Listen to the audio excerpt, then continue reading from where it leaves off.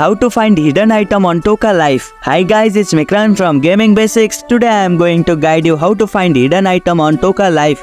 So without any delay, let's start the video. Explore every nook and cranny. Check all areas. Truly explore every corner of the game's location. Hidden item can be tucked away in unexpected places, such as behind furniture or inside drawers. Interact with objects. Tap on various objects in the environment. Some item might be hidden inside other item. Look for interactable elements, clickable spots. Some hidden items are revealed by clicking on seemingly ordinary objects or areas. Look for anything that looks out of place or can be interacted with. Movable object. Move or drag object around. Sometimes hidden items are concealed behind movable items like curtain, box or furniture. Pay attention to visual cues.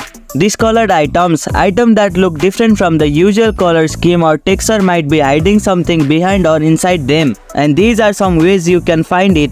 If you liked our video, press the thumbs up and share button. If you have any question, comment down below and don't forget to subscribe the channel for more tutorials.